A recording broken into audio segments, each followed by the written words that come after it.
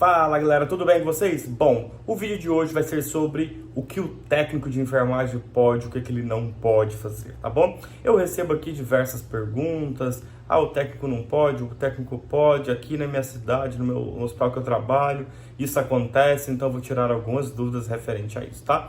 Gente, eu tô com um curso aberto de administração de medicamentos. Se você está vendo esse vídeo agora, em outubro de 2020, tá? A gente tem lotes promocionais. Eu vou deixar o link aqui abaixo, tá bom? Aproveitando, não deixe de curtir, compartilhar, se inscreva e ajude a gente lá no Instagram. Tem muito conteúdo bacana, tá bom?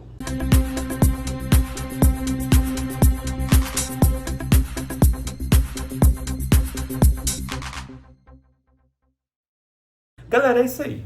O que o técnico pode, o que ele não pode fazer, tá? Primeiramente, a gente tem que entender o seguinte. Na nossa categoria, a gente tem uma mistura de atribuições. Então, isso é fato. Então, o que acontece em um local não acontece em outro. Outro problema que nós temos, tá? Aí a gente não está culpando o técnico, nem o enfermeiro, ninguém. A gente está culpando a nossa categoria, tá? A nossa categoria que está bagunçada neste quesito. Por exemplo, se você encontrar um auxiliar de enfermagem e um técnico de enfermagem trabalhando na mesma instituição, o que um faz de diferente do outro? Então, eles não fazem a mesma coisa? Pois é, então já começa por aí. Se você pegar a legislação, o auxiliar de enfermagem ele só reconhece dados vitais do paciente, faz cuidados mínimos, tá? Já o técnico de enfermagem, ele faz os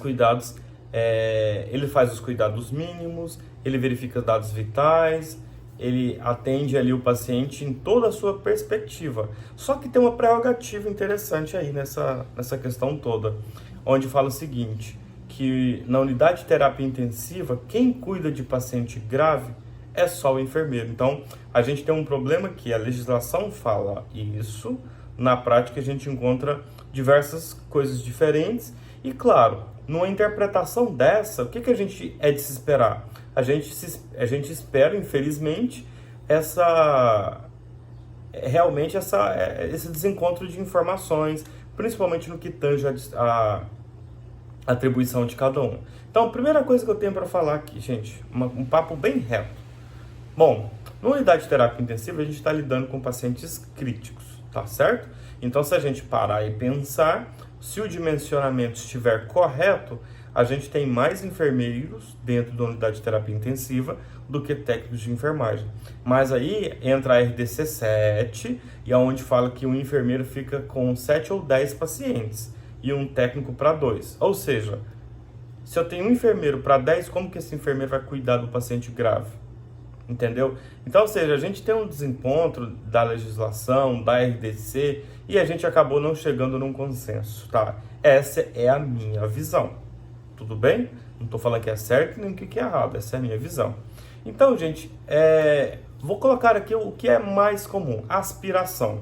Aspiração é de competência do enfermeiro, do técnico, do auxiliar, do fisioterapeuta, do médico. Galera, o problema da aspiração ninguém quer aspirar o paciente, ponto. Essa é a verdade, ninguém quer aspirar o paciente. Porque aspirar é uma coisa chata de se fazer, requer tempo e muita gente não quer fazer. Tô falando a verdade, tá? Então muita gente não quer aspirar o paciente. Mas o paciente precisa ser aspirado. E quem cuida do paciente é a enfermagem. Então, a enfermagem, ela tem que aspirar o paciente. Quando eu falo enfermagem, eu não diz nem enfermeiro e nem técnico de enfermagem.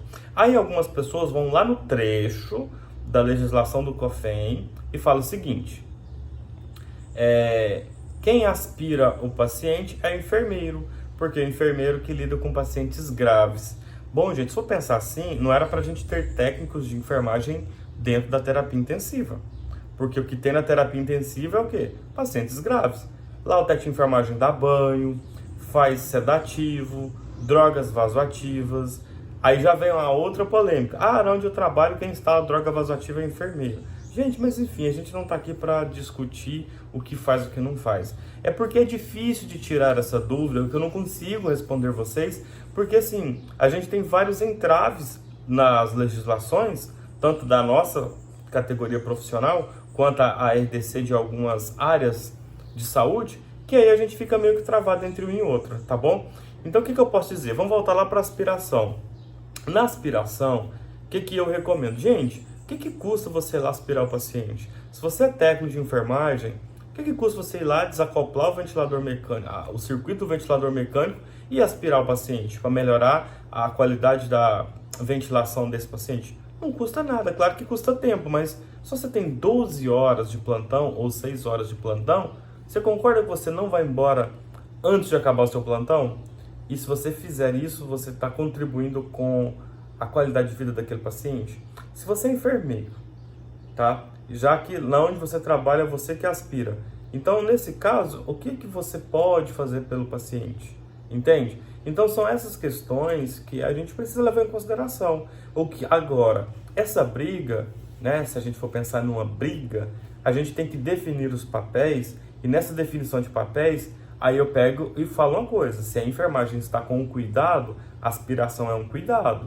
Então, a gente não tem que deixar para a fisioterapia fazer aspiração de pacientes, tá? Então, quem tem que fazer aspiração de pacientes somos nós, a enfermagem, o enfermeiro, o técnico de enfermagem, tá bom? O que acontece? A fisioterapia ela ganhou espaço, claro, toda profissão tem que ganhar seu espaço. Ela estudou bastante, ganhou a ventilação mecânica em terapia intensiva. Logo, a enfermagem falou assim, nossa, que bom, eu não tenho mais que estudar ventilação mecânica e nem aspirar o paciente. A fisioterapia aspira o paciente? Aspira. Só que se você parar para pensar, a aspiração é um dos cuidados que a gente tem com o paciente. E cuidados, quem faz é a enfermagem. Tá? Então, se a fisioterapia fala que não vai ou que não quer aspirar, quem cuida do paciente é a enfermagem. A fisioterapia, né, se a gente for parar para pensar a grosso modo, ela fica responsável pela parte da ventilação do paciente. Então, ela fica com a parte da fisioterapia respiratória e fisioterapia motora do paciente. Então, nesse caso, não entraria aspiração. O que aconteceu?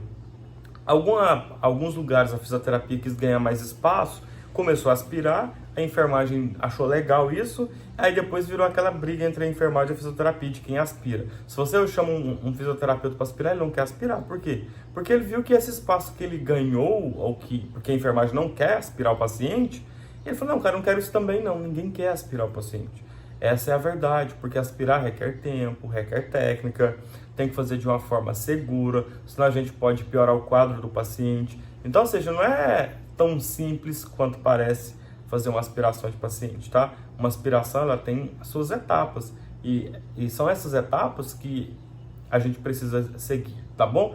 Então, gente, não consigo dar nenhuma resposta aqui para vocês, tá? Então, tô falando coisa com coisa.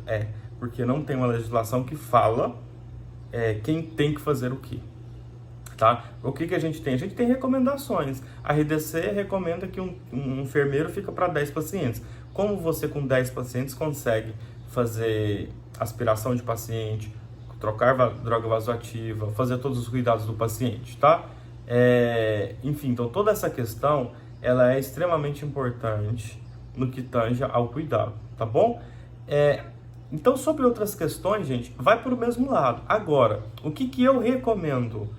Conversa com o gestor, conversa com os gestores, né, de enfermagem, de fisioterapia, entra num consenso, tá bom, sobre essa questão. E a enfermagem, se ficar na sua instituição, se a enfermagem realmente ficar na parte da fisioterapia, na aspiração, por exemplo, gente, tranquilo. Se a enfermagem ficar para aspirar o paciente, tranquilo também.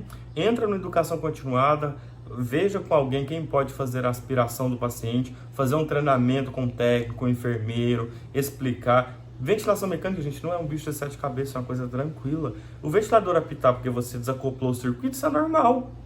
E outra, nesse caso vai chamar alguém se você fez alguma coisa de errado. Agora, vai aspirar o paciente, você desconecta o circuito, ele vai apitar. Colocou o circuito, o paciente vai melhorar.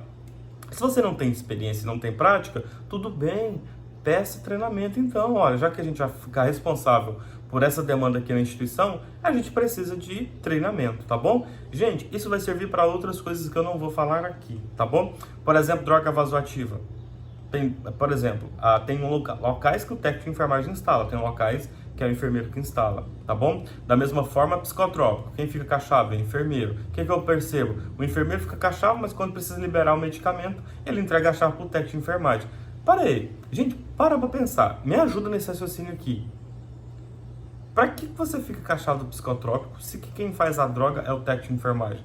Ah, não, o medicamento pode sumir. Ah, tá, então só se for nesse caso, porque assim, gente, depois que a gente está dentro de um hospital, a gente tem muitas atribuições para fazer. Então, o que não dá para a gente ficar com picuinha, com brigas, para ver quem faz o quê, e o paciente fica lá à mercê de quase que implorando para alguém executar algum tipo de cuidado. Gente, isso, de forma bem sincera, isso é horrível, tá? Que isso não aconteça nos plantões de vocês, tá bom? Então, eu acho mais que é um bate-papo, tá? De vocês com os gestores, com outros gestores de outras áreas, para ver quem vai ficar com o que. Eu acho que é a melhor coisa que se tem para fazer. Beleza? Então, é isso que eu tinha para falar para vocês, tá? Então, respondi? Não respondi ninguém. Por quê? Porque depende de N situações. Agora, se a gente reformular as legislações, por exemplo, o COFEN, for lá reformular as legislações e especificar melhor o que o técnico e o auxiliar de enfermagem eles vão fazer, o que o enfermeiro vão fazer, e pegar as RDCs como base, aí sim a gente tem aí sim eu tenho uma resposta exata para dar para vocês. Mas no momento eu te dou resposta para ser favorável para qualquer lado. Eu dou resposta para o enfermeiro ficar com droga vasoativa, eu dou respaldo para o técnico de enfermagem ficar com drogas vasoativas, para o enfermeiro aspirar, para o técnico aspirar, para o fisio aspirar. Por quê? Porque a gente não tem nada claro, a gente tem entendimentos e a gente não tem um consenso, tá? Então, entendimento, cada um entende de uma forma e executa da forma que cabe ou da forma que acha melhor, certo? Galera, coloca aqui nos comentários, eu sei que isso pode ser um vídeo polêmico, porque de fato, a gente vai encontrar várias polêmicas, mas coloca aqui embaixo quais seriam as polêmicas referente a isso que vocês encontram na unidade de vocês. É aspiração? São drogas vasoativas? O que seria? Coloca aqui pra gente.